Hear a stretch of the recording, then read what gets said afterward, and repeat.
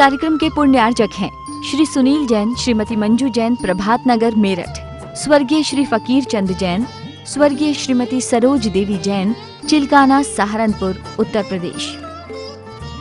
स्वर्गीय श्री घीसूलाल जी पाटनी, श्रीमती इंदू जी जैन, पायल जी जैन, हर्ष जैन, यामिनी जैन, अजमेर, राजस्थान। सनातन धर्मवर्धक परम भट्टारक भगवान महावीर स्वामी की देशना भव्य बंधुओं जगत कल्याणी आत्महितकारी है। हमने आपसे पूर्व में मुलाकात की थी, मिलन किया था, तब हमने सुख और शांति को समझा था। फिर हमने आपको बताया था कि अगली बार हम फिर मिलेंगे। किस विषय के साथ मिलेंगे? तो विषय दिया था विजय शक्ति। वह कौन सी शक्ति है जिसके बल से हम खड़े होंगे, जिसके बल से हम अपना जीवन बनाएंगे और जिसके बल से हम सफलता पाएंगे। सबको जानने की इच्छा है कि वह शक्ति वास्तव में है कौन सी, किससे प्राप्त होगी, गुरु से प्राप्त होगी कि परमात्मा से प्राप्त होगी कि स्वयं से प्राप्त होगी। आज हम यह सारी बात आपसे करेंगे, पर आपका ध्यान एक एक शब्द पर, एक एक वाक पर होना बहुत जरूरी है, क्योंकि एक भी शब्द आपका सुनने में चूक गया तो पर आप उस विजय शक्ति मंत्र को नहीं पा पाओगे। तो ध्यान से सुनना, फोकस पूरा कहाँ होना? सुनने पर, और फोकस पूरा मेरे चेहरे पर। तो विजय शक्ति मंत्र हम प्रारंभ करते हैं। एक दुखी पुरुष अपनी पत्नी से पीड़ित, बहुत दुखी था। पत्नी तंग करती थी, धन की समस्या थी। बेचारा क्या करे, क्या करे? लकड़ी काटता था और बाजार में बेच आता था।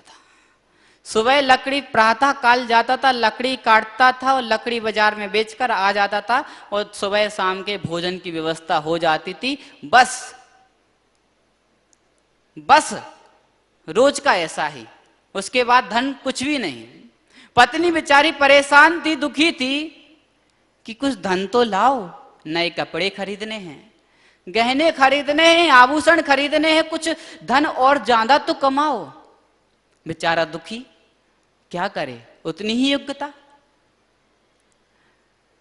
घर वापस आता था लकड़ी बेच करके, पर उसको एक काम आता था, चित्र बनाने का। अब दिन भर निकालना है तो कुछ ना कुछ तो करना होगा, तो चित्र बनाता रहता था और बनाकर छोड़ देता था। ये दिन भर की उसकी क्रिया थी। बस अब इसके बाद एक दिन तंग आ गया। किससे तंग आ गया? पत्नी से। आप सबकी भी वही स्थिति है, तंग आ जाते हैं तभी ज्यादा कमाना पड़ता है। आपको जीने के लिए ज्यादा नहीं कमाना है, थोड़े से में काम हो जाता, पर दूसरे खर्चे बहुत पार। तो पत्नी से तंग आ गया, बहुत तंग आ गया, और फिर अपने काम के लिए जंगल को चला गया और निर्णय कर लिया कि आज मैं घर वापस नहीं जाऊंगा। जंगल को जा रहा था,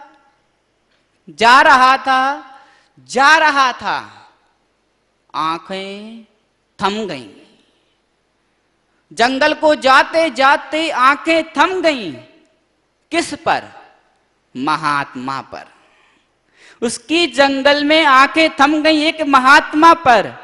और महात्मा क्या कर रहे थे?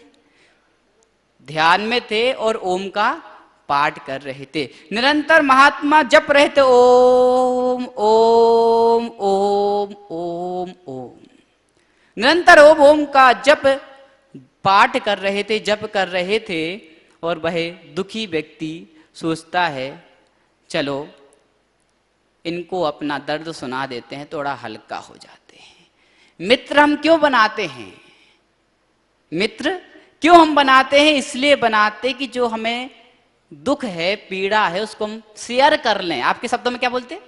शेयर कर लें। तो शेयर करने से क्या हो जाता है? हल्के हो जाते हैं। इसलिए मित्र बनाना पड़ता है। तो चलो कोई नहीं, चलो महात्मा ही सही। तो महात्मा जी से निवेदन करता है, प्रणाम करता है, महात्मा जी मेरी पुकार सुनो, प्रणाम महात्मा जी मेरी पुकार सुनो। लेकिन महात्मा जी सुनते ही नहीं। महात्मा जी अपने ओम ओम ओम ऐसा वो बार बार करता रहा। महात्मा जी भी तंग आ गए। अब कौन तंग आ गए?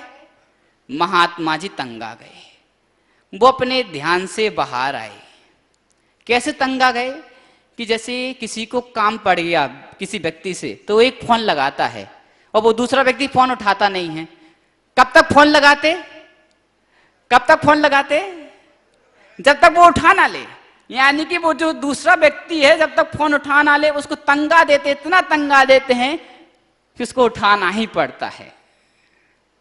तो ऐसे ही उसने महात्मा जी को इतना प्रणाम किया, इतना निवेदन किया, महात्मा जी मेरी पुकार सुनो। चलो महात्मा जी कहते हैं बाहर आए, तुम इतना उतावली क्यों हो रहे हो? क्यों इतना उतावले हो रहे हो? आप भी तो ऐसे हो जाते हैं उतावले। तो महात्मा जी कहते हैं उतावले क्यों हो रहे हो? इतने प्रेम भरी भाषा में कहते हैं, इतने धीरता के साथ कहते हैं कि आदमी अपने आप ठंडा हो जाए। किसी को गुस्सा आ रहा हो ना, तो दूसरे जिस पर गुस्सा आ रहा है उस व्यक्ति के पास प्रेम के शब्द आ जाएं, बस सामने वाला अपने आप ठंडा। आचार्य जी बताते हैं कि एक व्यक्ति का गाड़ी टकरा गई तो उसने सामने वाले व्यक्ति को बोल दिया ज्ञानी क्षमा करना, सामने वाला ठंडा हो गया। ऐसी प्रेम भरे शब्दों में महात्मा जी बोले उतावले क्यों हो रहे हो? क्यों उतावले हो रहे हो? तो वह बोलता है महात्मा जी मैं बहुत तंगा गया हूं, गरीबी से, अपनी पत्नी से, उसकी इच्छाओं की पूर्ति मैं नहीं कर पा रहा हूं। तो महात्मा जी कहते हैं कोई बात नहीं, उसको पहले शांत किया। आचार्य ने कल आपने देखा, कल आचार्य बोल दे कि ये विशेष बनकर आए थे, उनको सामान्य कर दिया। कल आपका प्रवचन याद है सुबह का?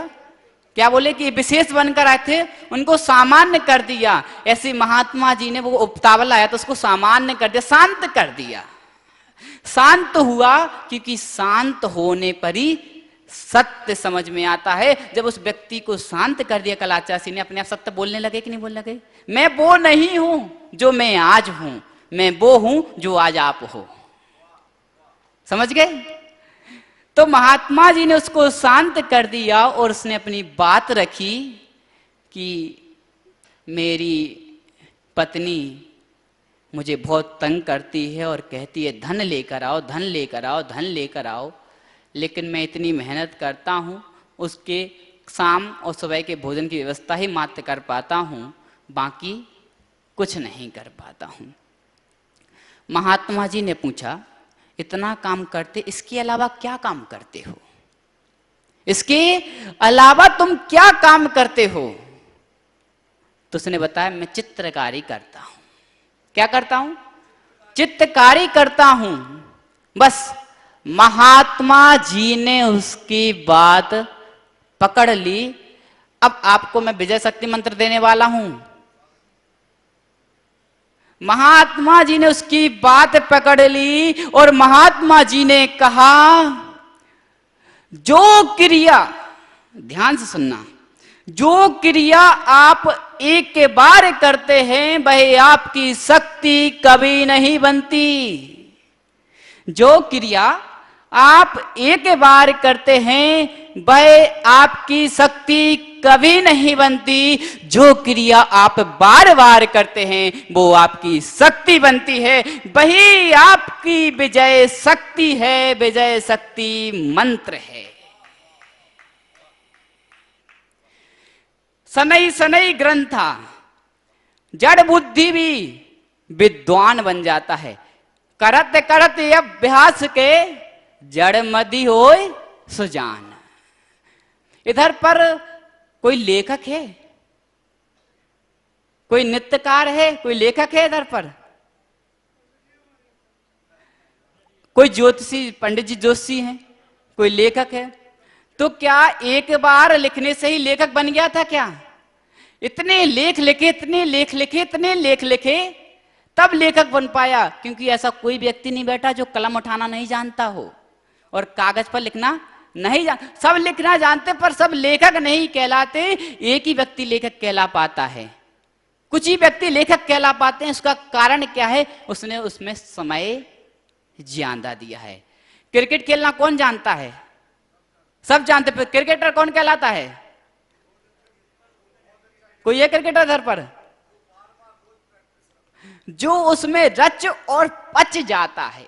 दो शब्द याद रखना, रच और पच जाता है। इसको हम पूज्यपाद स्वामी जी की भाषा में कहते हैं तत्पृष्टव्यम, तदिष्टव्यम, तद्दिष्टव्यम।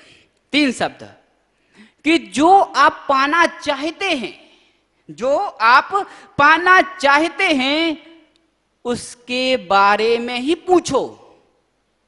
जो आप पाना चाहते हैं उसके बारे में ही पूछो। यानी कि आप धनी बनना चाहते हैं तो धनिकों के पास जाओ, उनसे पूछो कि आपने ऐसे धन कैसे प्राप्त किया, उनके आइडियाज लो, उनके अनुभव लो। तो तत्पृष्टव्यम, वही पूछो जो आप चाहते हो।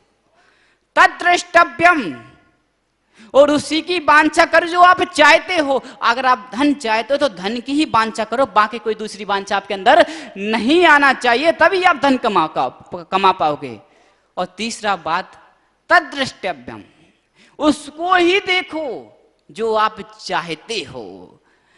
जो आप चाहते हो, दूसरे को देखोगे तो नहीं मिल पाएगा, वैसे के वैसे ही रह जाओगे।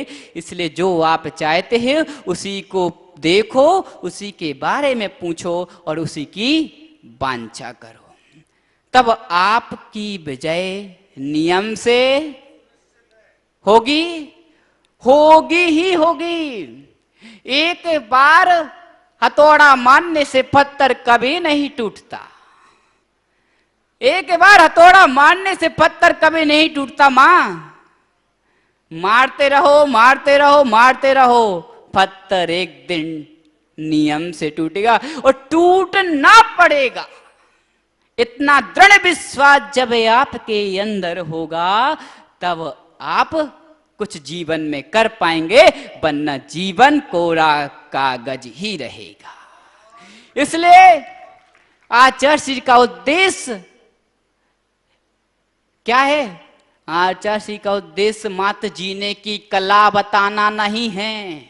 बहुत सारे लोग जीने की कला सिखा रहे हैं, पर आचार्य श्री का उद्देश्य जीने की कला मात्र नहीं है। आचार्य श्री का उद्देश्य जीते हुए जीने की कला और जीते हुए मरने की कला सिखाना है। पूरा प्रवचन आपके लिए जो उपदेश है वह मात्र जीने की कला के साथ मरने की कला, और जिसको मरने की कला आगे इसको जीने की कला अपने आप आ जाएगी। क्योंकि क्रिया विजय शक्ति मंत्र, जो क्रिया आप बार बार करते हैं वही आपका विजय शक्ति बनती है। इसलिए जो आज आप चाहते हैं उसको ही बार बार शुरू कर दो। तो ये महात्मा जी ने उसको मंत्र बता दिया, और सबसे ज्यादा समय उसका किसमें व्यतीतता था? चित्र बनाने में। तो महात्मा जी ने कहा तुम्हारा समय चित्र बनाने में व्यतीत होता है। जो तुम चित्र बनाते हो उस चित्र को तुम बाजार में बेचने ले जाओ। वो बाजार में लेकर गया, उसको पता नहीं था इसका मूल्य होगा कि नहीं होगा। कुछ ऐसी हमारे साथ भी है, बहुत सारी क्रिया हम ऐसी करते हैं, हमें पता ही नहीं था मूल्य है कि नहीं है। मूल्य कब समझ में आता है? मूल्य कब समझ में आता है? जब मांग होती है, कोई बताने वाला मिल जाए। जो हीरे को नहीं जानता ये हीरा है, उसको कंकड़ समझ में आता है। लेकिन ये जानते हैं जो ऊपर बैठे ना, ये जानते हैं कि कौन कंकड़ है और कौन शंकर है। ये जान लिए कि रायपुर वाले जो हैं वो शंकर बनने के योग्य हैं, इसलिए रायपुर वालों की भावना पूरी की और चातुर्मास 2022 का रायपुर में 22 मुनियों के साथ दिया, क्योंकि जानते हैं कि शंकर बनने के लिए तैयार हो चुके हैं, योग्य हो चुके हैं, योग्यता इनके अंदर आ चुकी है। तो भाई पुरुष चित्र लेकर बाजार में जाता है और एक चित्र बेचता है, उसका एक चित्र बिकता है कितने का? कितने का बिकता है आप बता सकते कोई?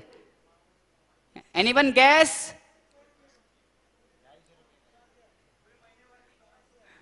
उसका एक चित्र बिकता था, जितने वो महीने भर में लकड़ी बेचकर कमा पाता था उतना एक चित्र बेचने में उसने कमा लिया। अब आप देख लीजिए, आपके पास भी ऐसी एक शक्ति अंदर बैठी है, एक शक्ति आपके अंदर ऐसी बैठी है, उसका आप प्रयोग करो, आप नियम से जो आप चाहते हो वो पा सकते हो। इसलिए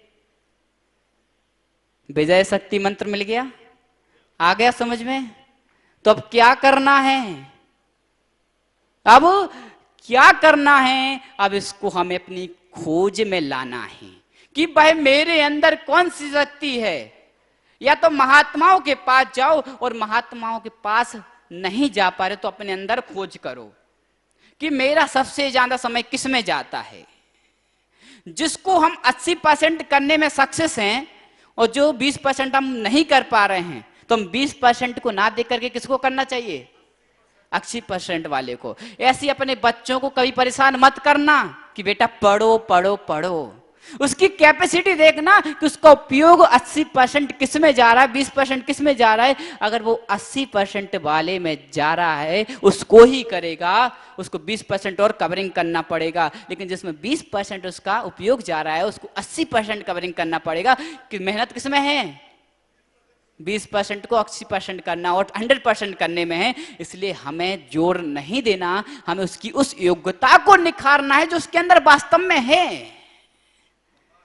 हम प्रेशर दे देते हैं, वजन रख देते हैं, बेटा ऐसा करो ऐसा करो ऐसा करो, पर हम उसकी योग्यता को नहीं देख पाते हैं। बस इसलिए हम और वो दोनों परेशान हैं। उसने, चित्रकार ने अपनी योग्यता को समझ लिया, महात्मा ने उसकी योग्यता को बता दिया। पति पत्नी दोनों खुश, तंगी समाप्त, दूर हो गई। ऐसे ही आपके जीवन के दुख सुख सब दूर हो जाएंगे। ध्यान से सुना क्या बोला?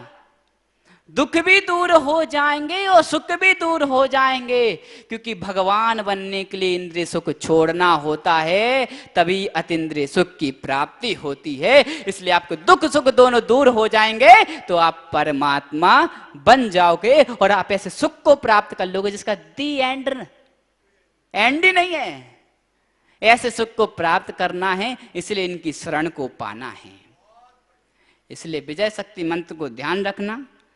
और एक और बात कि बल्ब जल रहे हैं, बल्ब जल रहे तो कैसे जल रहे हैं?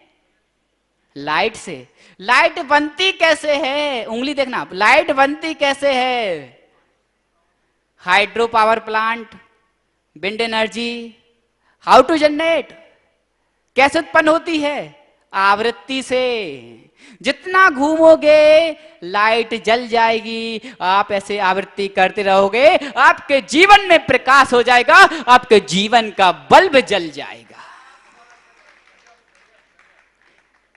और ये चल रहा है, गोल गोल घूमा तभी आपको हवा मिल रही है। अगर गोल गोल ना घूमे तो हवा नहीं मिलेगी। इसलिए पुनर्वृत्ति, बार बार वृत्ति करोगे तो आप नियम से उसको प्राप्त कर लोगे जो आप प्राप्त करना चाहते हो।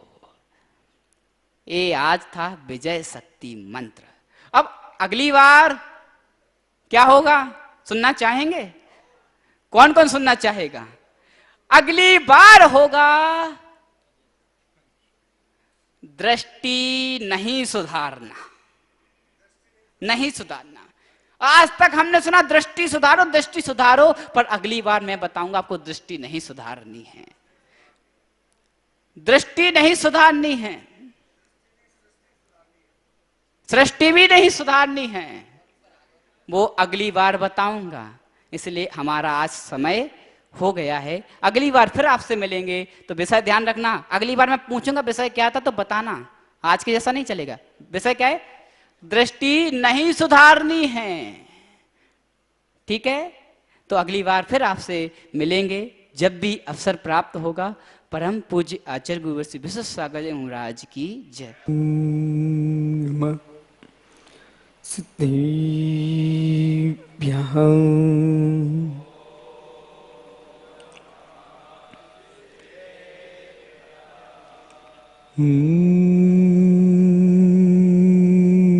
नमः। सिद्धिभ्यः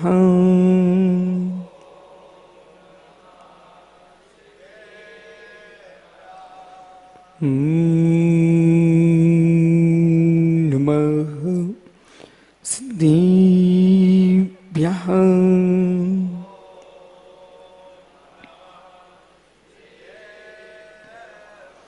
श्रीमत्पुरुं गम्भीरं स्याद्वाङ्मोघ्लाञ्छनं धियात्रैलोकिनां तस्य साशिनं जिनसाशिनं साशिनं जिनसाशिनं साशिनं जिनसाशिनं नमो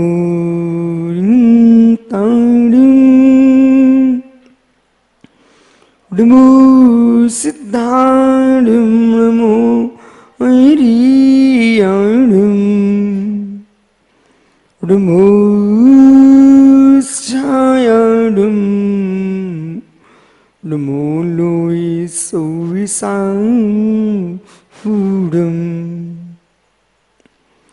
अनंत अनंत परम सिद्ध भगवान की, एक भगवान शांतिनाथ स्वामी की, एक भगवान महावीर स्वामी की, परम पूज्य आचार्य भगवान कुंद कुंद स्वामी की, परम पूज्य आचार्य रविराग सागर मुनि महाराज की, अहिंसामय विश्व धर्म की। बंधु,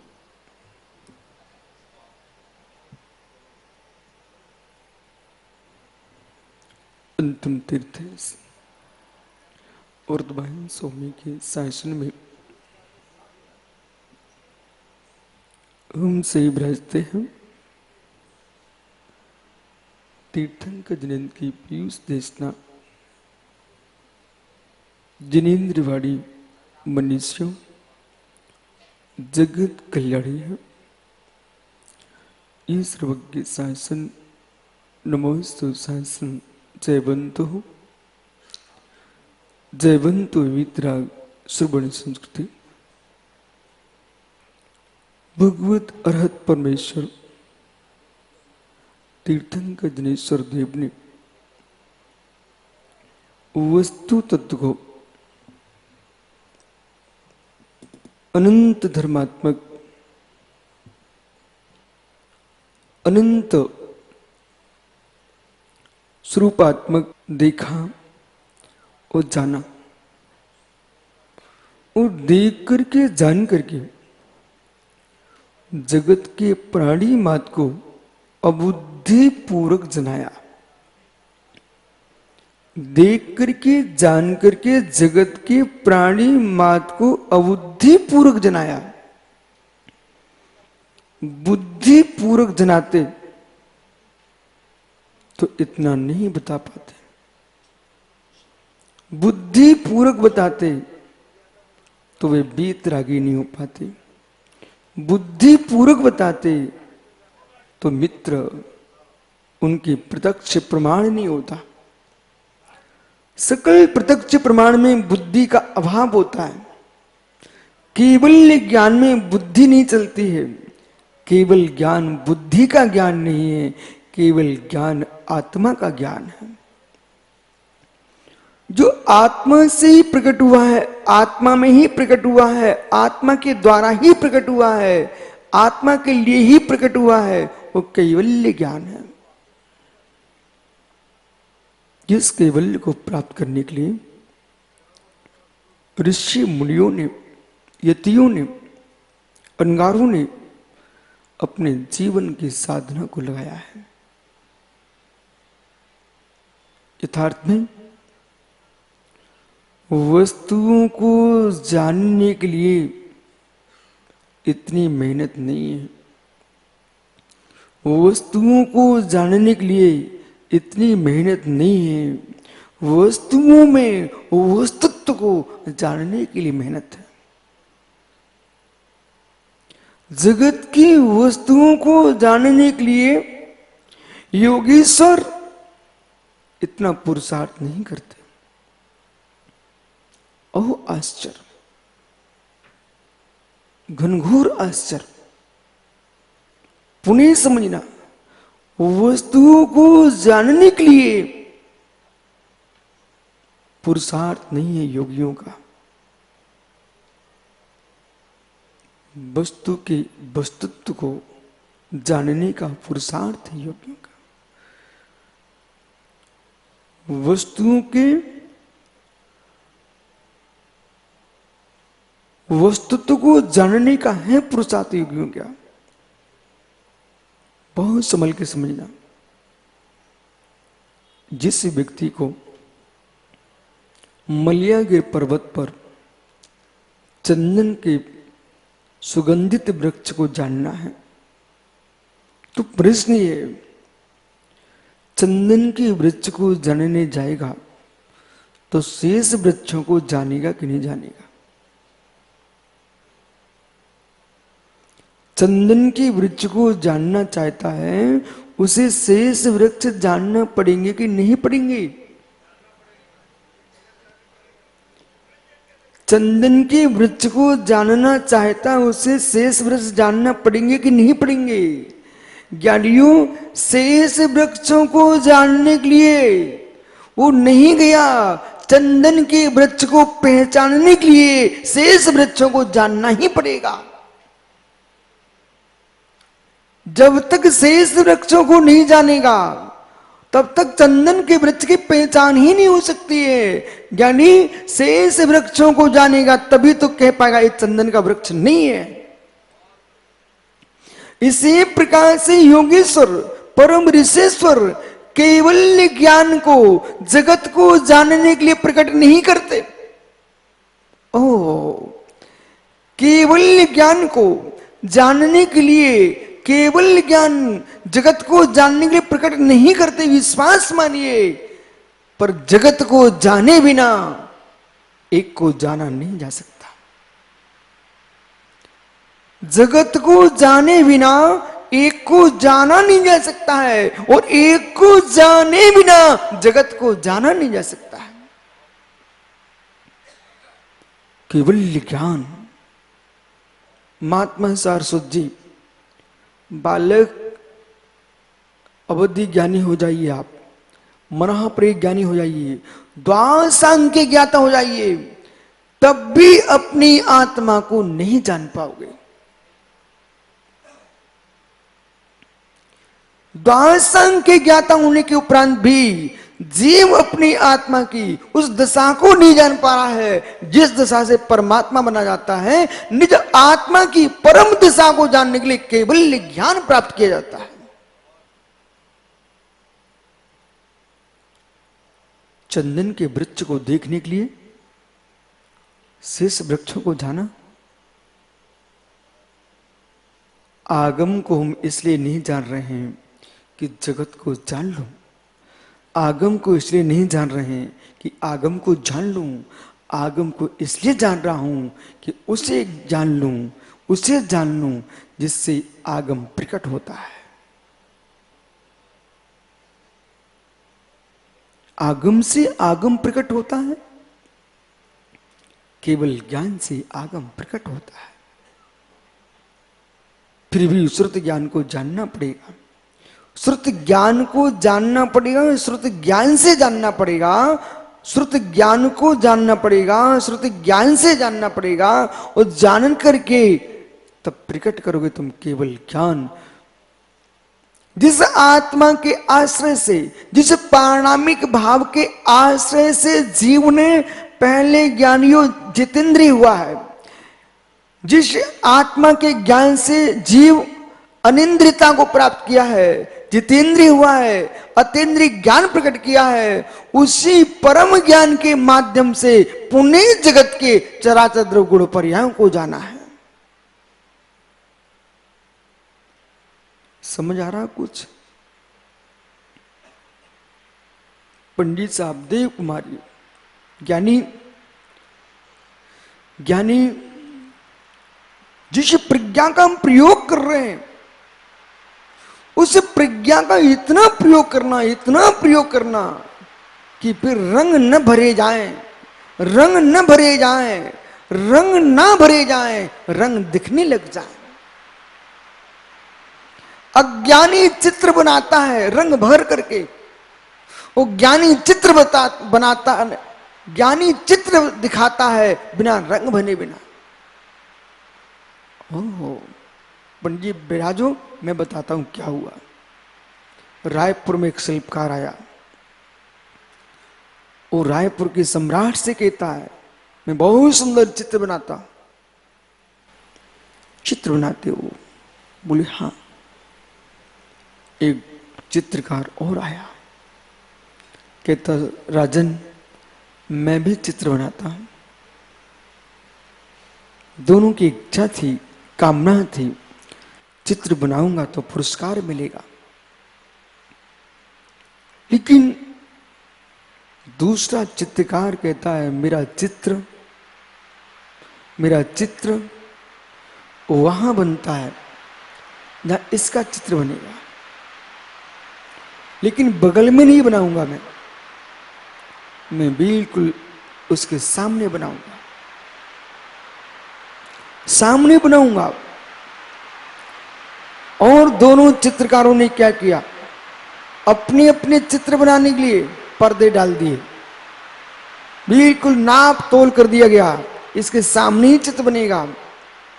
यानी एक चित्रकार ने क्या किया, उसको सुंदर चित्र बनाया, और चित्र बना करके रंग बिरंगे रंग भर करके चित्र तैयार कर लिया। और दूसरा जो चित्रकार था वो लंबा समय नहीं देता था, वो भी उस दीवार पर काम करता था, लेकिन मात्र उस दीवार को घिसा करता था। एक भी उसने रंग का प्रयोग नहीं किए, किंचित मात्र भी उसके पास कोई रंग नहीं, कोई रोगन नहीं, कोई कलम नहीं, कोई पेंसिल नहीं, कुछ भी नहीं, लेकिन मात्र उसके पास एक घिसने का पत्थर था। वो घिसते उसने दीवार को इतना घिस लिया कि दीवार चमकना प्रारंभ हो गई, कांच चमकने लगी। अब ज्ञानियों नियत समय पर दोनों का उद्घाटन होना था। चित्रकार कहता है जिसने चित्र बनाए थे, बोले पहले मेरा होना चाहिए राजन, तो वो खुश हो गया, बोले महाराज ऐसा ही होना चाहिए, सबसे पहले उद्घाटन पर्दा इनके चित्र का उठना चाहिए। और ज्ञानियों जैसे ही पर्दा उठाया बहुत सुंदर चित्र दिखा, राजा देख करके दंग हो गया। लेकिन धीरे से भाई आपका, बोले महाराज पीछे मुड़िए। और जैसे पीछे मुड़े, बोले आपने इसका चित्र देखा क्या? बोले बिल्कुल नहीं, इससे पूछ लीजिए। इसके चित्र में मेरे चित्र में इंच मात्रा भी अंतर दिखे तो आप मुझे फांसी की सजा दे देना। मेरा चित्र इनके चित्र में, और आप विश्वास रखो यदि इनको पुरस्कृत करोगे तो आपको डबल पुरस्कार मुझे देना पड़ेगा, मुझे दुगना देना पड़ेगा। क्यों? इनके चित्र दिखते हैं सुंदर, पर हमारा चित्र चमकता है सुंदर। मालूम, जैसे पर्दा खिंचा उसमें चित्र दिखना प्रारंभ हुआ। वो जो चित्रकार जिसने वास्तव में चित्र बनाया था उसका चेहरा फीका होना प्रारंभ हो गया। बोले क्या हुआ? जैसी पर्दा हटा उसे पूरा चित्र ज्यों का त्यों सामने आ गया और चमक के साथ आया। राजा खुश हो गया, बोले तुमने क्या किया? बोले इनसे पूछो इन्होंने क्या किया है।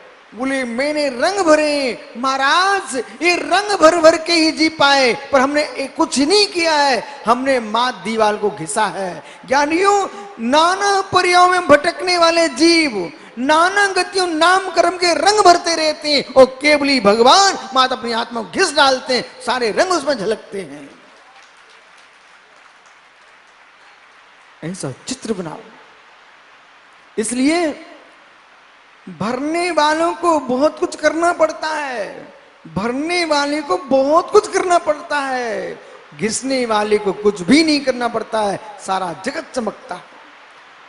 इसलिए तपस्या का तात्पर्य घिसना, तपस्या का तात्पर्य अपने आप को मेरे मित्र कृष कर देना, घिस घिस करके आत्मा को इतना चमका लेना, इतना चमका लेना, इतना चमका लेना कि जैसे चित्रकार की दीवार के सामने यशोधर जी जब दूसरे के चित्र झलकते हैं, ऐसे ज्ञानियों तब समन्वद्ध स्वामी पुण्य कहते हैं, प्रभु नमः श्री ऊर्ध्वमानाय निर्धूत कल्यात्मने शालुका नाम त्रिलोका नाम यद विद्याद्रपणायते। जैसे चमकते दीवाल पर, चमकते दर्पण में सब झलकता है, ऐसे ज्ञानियों निर्धूत कल्यात्मने, कल आत्मा का जिसने नाश कर दिया है, ऐसे परमेश्वर की यद विद्या रूपी दर्पण में सारा विश्व लोकालोक झलकता है। इसलिए ज्ञानियों ज्ञान के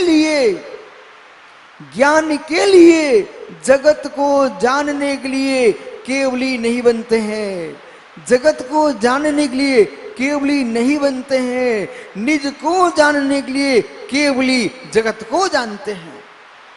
हो निज आत्मा को जानते हैं। जो निज आत्मा को जानता है वो सारे जगत के चराचर द्रगुण पर्यायों को युग पथ जानता है।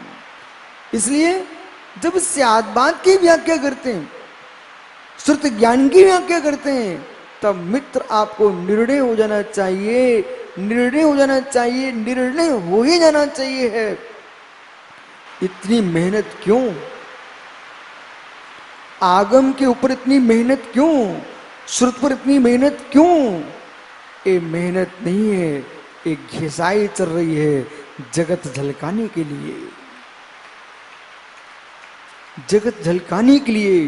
विश्वास रखो, भरने वाले शिल्पकार बहुत है। कन्नू भैया मित्र विश्वास करो, भरने वाले शिल्पकार बहुत हैं।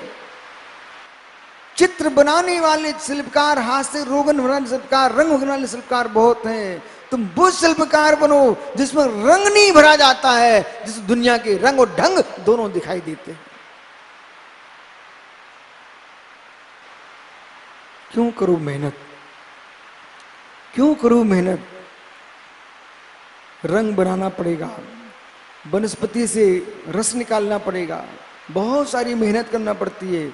इसलिए चित्र विचित्र जीवन जीने वाले को अधिक काम करना पड़ता है। चित्र विचित्र जीवन जीने वाले को कर्तृत्व भाव में रहना पड़ता है। सुनो ज्ञानियों, चित्र विचित्र जीवन जीने वाले को नाना प्रकार कर्म करना पड़ते हैं और नाना चित्र विचित्र प्रियाओं के प्राप्त करने के लिए नाना कर्म करना पड़ते हैं, और जिसमें सारा लोक झलकता है उसे कर्म शून्य होकर बैठना पड़ता है। काम करने से कभी भगवान नहीं बन सकते। अपनी डायरी पर नोट करके रखना, काम करने वाला कभी भगवान नहीं बन सकता, कर्म करने वाला भगवान नहीं बन सकता, कर्म करने वाला भगवान नहीं बन सकता है। कर्म शून्य होगा वही भगवान बनेगा। इसलिए मैं उन परमात्मा को नमस्कार नहीं करता हूं। यदि कोई ईश्वर, कोई परमात्मा कन्नू ये आके कह दे कि विशुद्ध सांगर जी मैं आपको मोक्ष भेज दूंगा, मैं कहूंगा ये रास्ता गया यहां से पंडाल के बाहर, ये रास्ता गया पंडाल के बाहर। ज्ञानी जो मुझे मोक्ष भेजने वाला होगा मैं उसे भगवान नहीं मानता हूं। जो मोक्ष जा चुका है, जाने की योग्यता रखता है, उसे भगवान मानता हूं। मेरी चिंता मत करो। वो ईश्वर नहीं, भगवान नहीं जो मेरी चिंता करे। मेरी चिंता मत करो। बोले क्यों? क्योंकि मुझे मालूम है चिंता करने वाले चित्र बनाते हैं और चिंता शून्य चित्र झलकाता है। चिंता मत करो। अजित पंडित जी, आप कौन से ईश्वर को मानते हो? जो तुमको भगवान बना देगा उसको? है मित्र, मेरा भगवान नहीं प्रकट कर सकता। मेरे भगवान को मेरा पुरुषार्थ प्रकट करेगा। इसलिए भाई, इतना दृढ़ श्रद्धान, दृढ़ विश्वास और ऐसी वागीश्वरी जिन भारती को सुन रहे हैं आप, अभी भी कन्नू भैया किसी के चक्कर में, चंगुल में मत फंसना। अब तो दृढ़ विश्वास होना चाहिए, जीव का कर्ता स्वयं जीव है। जीव का कर्ता स्वयं जीव है और जीवत्व का कर्ता स्वयं जीव भी नहीं है। जीव के सुख दुख का कर्ता जीव स्वयं है।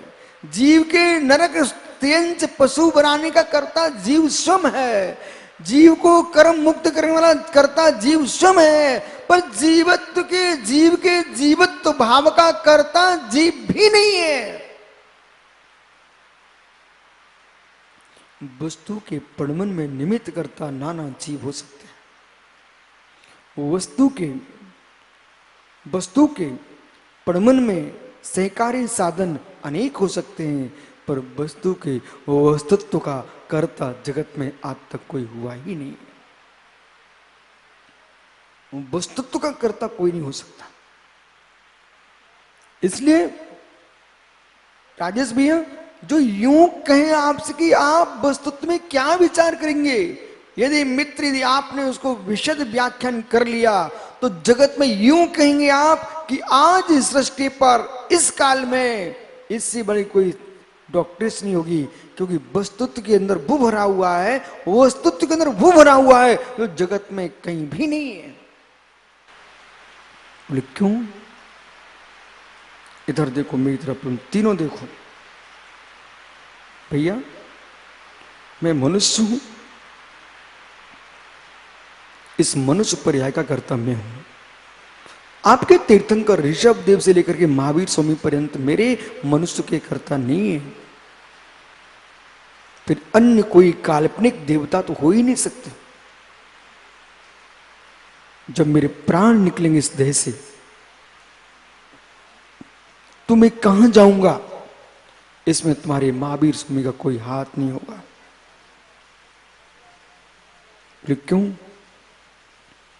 क्यों? आत्मनिर्भर हूं मैं।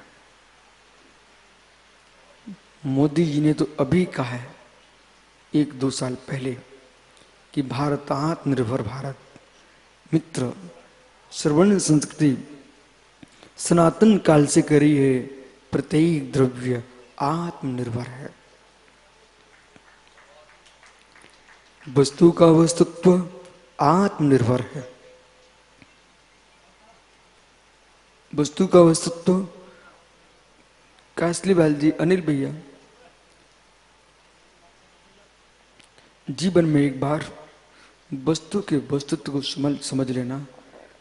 यहां से हम जाएं, स्वर्ग पहुंचे तो सौधर्मेंद्र पूछ ले कि आप पृथ्वी पर थे, वहां क्या सीख के आए हो? बोले मित्र, है सौधर्म इंद्र, जिसके बल पर तुम सौधर्म बने हो, जिसके बल से तीर्थंकर बना जाता है, जिसके बल से अरिहंत बना जाता है, सिद्ध बना जाता है, वो है वस्तु के वस्तुत्व का स्वभाव। मैं मनुष्य हूं तो मैं मनुष्य बना हूं, आत्मनिर्भर मनुष्य। पशु बनूंगा, श्रम से बनूंगा। देव बनूंगा, श्रम से, पुरुषार्थ से बनूंगा। और देवादेव बनूंगा तो श्रम के पुरुषार्थ से बनूंगा। 4 गतियों में मेरा पुरुषार्थ चलता है। 4 गतियों मेरा पुरुषार्थ चलता है। अगति सिद्ध गति में मेरा पुरुषार्थ चलता है।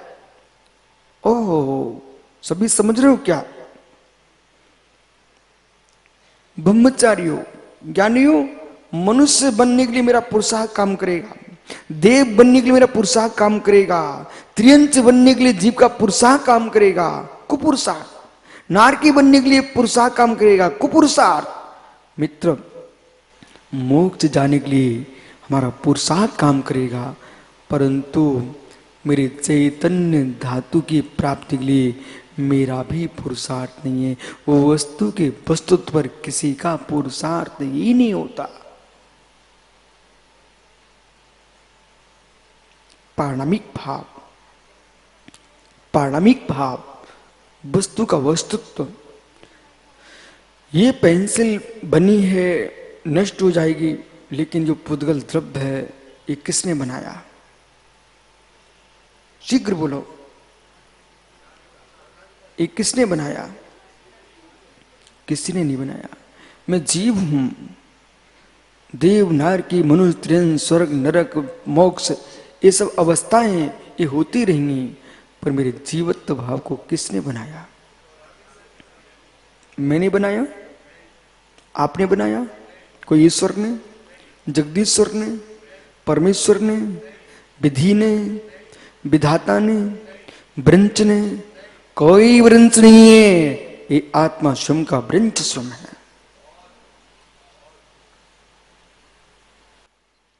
ऐसा दृढ़ संकल्प, दृढ़ विश्वास, दृढ़ आस्था जिसके पास होगी वही शुद्ध जैनत्व का जीवन जी पाएगा। अरुण,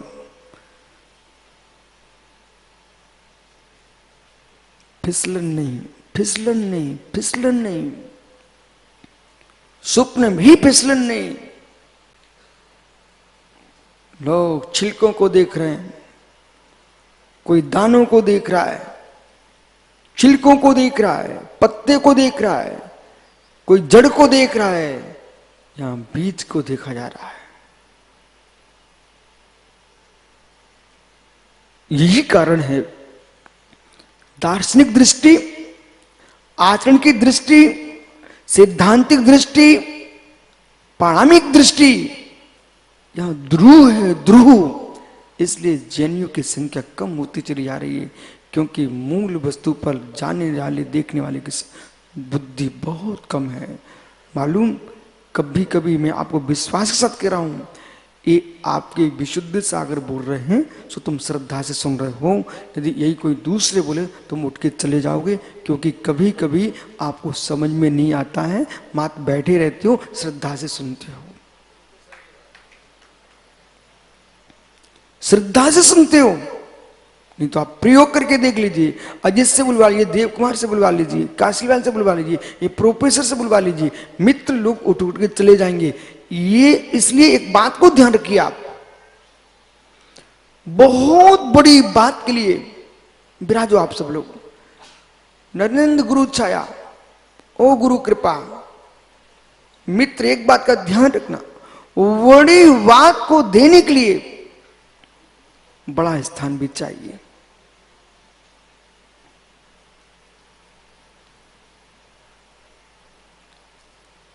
आपने देखा, एक फल की टोकरी, एक साग भाजी, वो कोई भी माँ बहन भाई आता है और बाजार में किसी भी कोने में बैठ करके अपने बेच के चला जाता है। वो आप बाबूजी जाते हो, वो छोटे दुकानदार की जो टोकरी रहती है उसे जल्दी खरीदती हो। बोले क्यों? ये ताजी आई है। समझ में आ रहा है? सम्मेशकर में मैं देखता था 13पंथी कोटि के चारों ओर लाइन लगी रहती थी, वे सब अपने खेत से लाए, वो बेच के घर पहुंच गए। मित्र, विश्वास रखना, साग भाजी के लिए रोड पर बैठ कहीं तुम बेच सकते हो, लेकिन नरेंद्र भैया, सोने चांदी की जो दुकानें हैं वो अलग से। आप रायपुर में जाके देख के आओ, अंदर सिटी में स्वर्ण ज्वेलर का बाजार, स्वर्ण बाजार, आभूषण की दुकानें अलग चमक रही हैं, बराबर बराबर। मित्र समझिए, मित्र समझिए, जो भटा भाजी जैसी बुद्धियां हैं उन्हें कोई भी प्राप्त कर सकता है। भटा भाजी जैसी बुद्धियां हैं उन्हें कोई भी प्राप्त कर सकता है। शाबाश, अनेकांत सत्यार्थ तत्व को समझने के लिए आपको स्वर्णकार की दुकान जैसी प्रज्ञा चाहिए। सामान्य काम नहीं चलेगा। जगत के लोगों का जीवन जो है, मित्र, धनिया पत्ती को अमृत मानने वाले लोग जो पत्ती खा के बकरी बनने वाले हैं, वे क्या समझेंगे बादाम का स्वाद। अमित, ज्ञानी, नरेंद्र भैया, अपने जोशी से कह देना भाजी खाओ, भाजी खाओ, पत्ती खाओ, बकरी बनो और काला मल जाओ। जितनी ज्यादा पत्ती खाएगा वो किसी गड़बड़ी माँ ने पत्ती खाई सुब्रत आ गई, ये नियम है। जिस माँ ने गर्भ अवस्था में पत्ती ज्यादा खाई, भाजी ज्यादा खाई, उसके बच्चे काले होंगे। ओह, ये हंस रहे ज्ञानी लोग। और मालूम, जिस माँ ने गर्भस्थ अवस्था में दूध पिया है, सेव फल खाए हैं, और ज्ञानी जितना अधिक दूध पिया होगा और पत्ती नहीं खाई होगी, और नारंगी मतलब संतरा का प्रयोग किया होगा, उनकी संतानें गोरी होंगी। सुनते जाना, आप तो सुनो भैया, जितने सांवले तो बुरा नहीं मानना, नहीं तो बोले महाराज जी क्या बोल रहे हैं। ज्ञानियों, जो मैं कथन कर रहा हूं, जो कथन कर रहा हूं, आपको विश्वास ना तो प्रयोग करके देख लेना, आज ही करना। गंगवाल जी, आप तो आज ही प्रयोग करना, अनार का रस पीना। जयकुमार भैया, राजकुमार जी, अनार का रस पीना, ठीक है, अच्छा रस पी के जाना। फिर मित्र दूसरे दिन सोच जाना, उसके दर्शन करना।